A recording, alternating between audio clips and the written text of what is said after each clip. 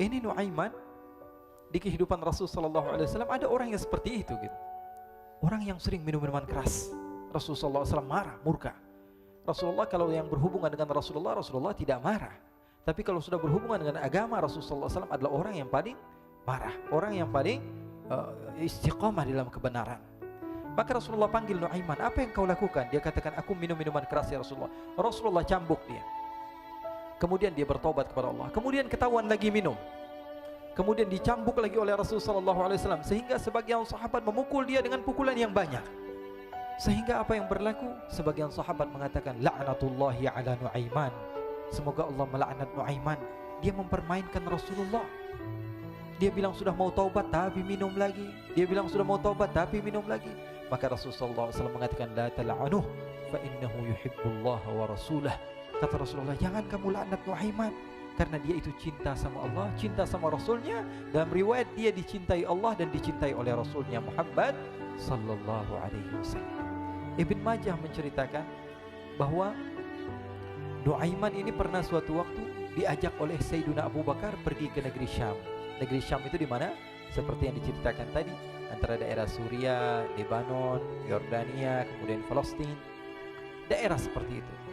Umumnya orang Quraisy pada masa itu mereka memiliki rihlah berdagang, membeli dagangan ke Syam, kemudian dijual lagi di kota Makkah.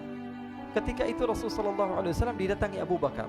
Sayyidina Abu Bakar mengatakan kepada Rasulullah, ya Rasulullah, saya mau izin ya Rasulullah. Mau apa?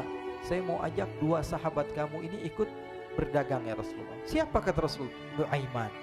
Kata Rasulullah SAW, Nuaiman kamu mau ajak? Mau ngapain? Biar seru-seruan aja ya Rasulullah. Kata Rasulullah, ya sudah, saya izinkan kamu bawa Nuaiman. Ketika itu Sayyidina Abu Bakar membawa Nuaiman sama satu sahabat namanya Suwaibid ibn Harmalah. Siapa namanya? Suwaibid ibn Harmalah. Ini sahabat Rasulullah SAW yang memiliki sifat yang berbeda-beda. Kalau Nuaiman ini aneh. Pernah Rasulullah SAW dibawain makanan banyak, dikasih Rasulullah, dikasih sahabat semua. Semuanya sudah makan, tiba-tiba si Nuaiman ini, sahabat Nabi Nuaiman mengatakan kepada Rasulullah, ya Rasulullah, ini yang penjualnya, tolong kau yang bayar ya Rasulullah. Makanan udah habis. Makanan udah habis. Rasulullah SAW bingung, saya yang bayar. Akhirnya Rasulullah katakan kepada sahabat, ayo keluarkan uang, kita patungan, kita bayar. Rasulullah aja dimainin, apalagi kita orang. Sallu ala Nabi Muhammad. Nuaiman diajak Sayyidina Abu Bakar. Kata Rasulullah SAW, benar kamu mau ajak Nuaiman? Iya ya Rasulullah. Diajaklah akhirnya. Diceritakan dalam riwayat Ibn Majah, diceritakan juga dalam Siyar A'lam An-Nubala, diceritakan juga dalam Musnadnya Imam Ahmad bin Hanbal, dalam riwayat Imam Ahmad bin Hanbal. Maka diceritakan Nuaiman diajak oleh Sayyidina Abu Bakar. Sesampainya di negeri Syam, semua dibagi tugas. Fulan bin Fulan kerjaannya ini, Fulan bin Fulan kerjaannya ini, semua memiliki kerjaan. Nuaiman tanya, wahai Abu Bakar, kerjaannya saya apa wahai Abu Bakar? Kata Sayyidina Abu Bakar, kamu mau ngapain terserah kamu wahai Nuaiman. Yang penting kamu ikut saya kan. Kemudian satu di antara mereka namanya Suwaibid ibn Harmalah ditanya oleh Sayyidina Abu Bakar, wahai Suwaibid, kamu mau kerjaan apa? Kata Suwaibid, terserah kamu wahai Abu Bakar. Kata Sayyidina Abu Bakar, kamu menjaga makanan, karena saya tahu kamu ini adalah orang yang senantiasa menjaga amanah. Suwaibid ini kalau disuruh maju dia maju, disuruh mundur dia mundur, disuruh ke kanan dia ke kanan, disuruh ke kiri dia ke kiri. Orang yang ikut aja. Kalau Nuaiman beda, disuruh maju dia ke belakang, kasih sen kanan ke kiri belok. Nuaiman itu orang yang berbeda. Maka Suwaibid mendapatkan tugas, semua mendapatkan tugas kecuali Nuaiman. Sehingga ikhwani, apa yang berlaku, apa yang terjadi? Sayyidina Abu Bakar pergi sibuk dengan kesibukannya, sehingga datanglah waktu siang. Nuaiman sudah lapar. Nuaiman cari makanan. Dia nggak punya uang, diajak Sayyidina Abu Bakar tapi tidak diberikan uang. Sehingga dia cari-cari makanan. Dia tahu Suwaibid yang jaga makanan, dikatakan, wahai Suwaibid, saya mau makan, berikan kepada saya satu roti saja. Yang terpenting apa? Saya makan sekarang, saya sudah lapar. Kata Suwaibid, ya Allah Nuaiman, kita tunggu Abu Bakar saja sehingga dia datang, karena ini amanat. Amanat dari Abu Bakar, saya tidak boleh berikan kepada siapapun kecuali atas izin Abu Bakar. Kata Nuaiman, kasih saya makanan, kalau tidak saya bikin masalah sama kamu. Merah wajahnya Suwaibid, karena dia tahu, jangankan saya, Rasulullah jadi mainin.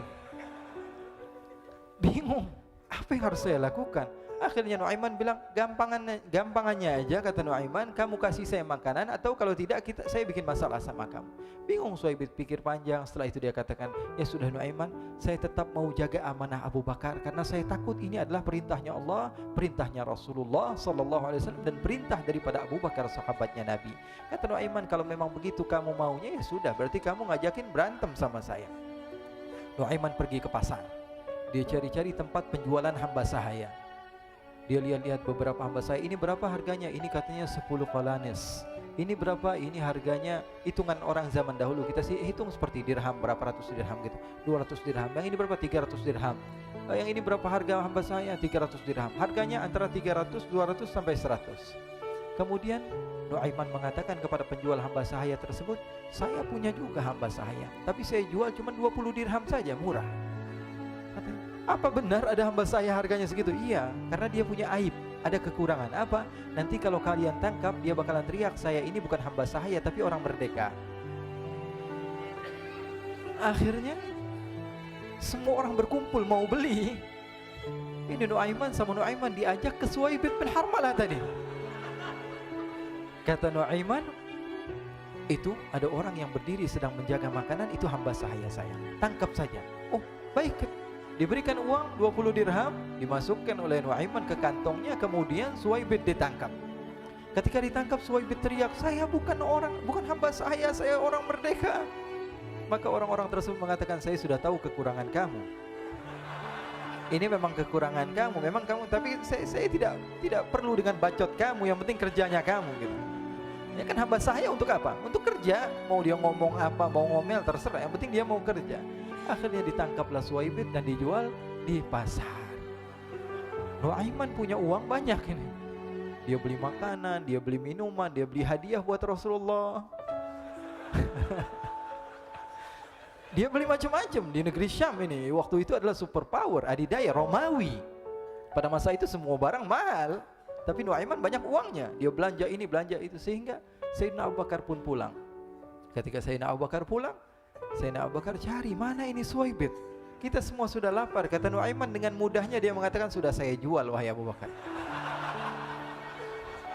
Maka Sayyidina Abu Bakar bertanya, apa yang kau lakukan wahai Nuaiman? Diceritakan oleh Nuaiman dengan jujur. Nuaiman ini orangnya apa adanya, tapi nyusahin.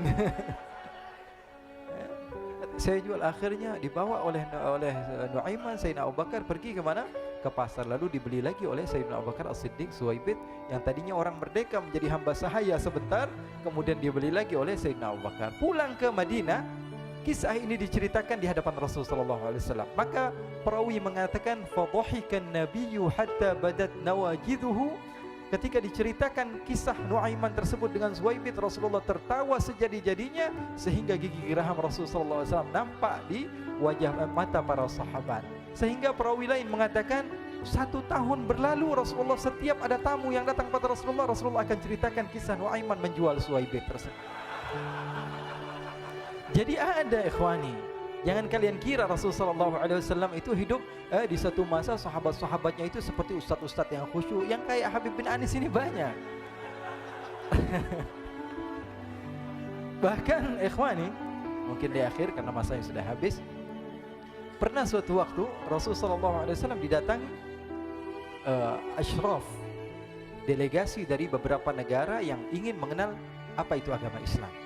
Sehingga mereka datang ke rumah Rasulullah SAW membawa unta, kendaraan yang ketika itu kendaraan yang paling mahal mereka miliki. Itu untanya yang paling mewah.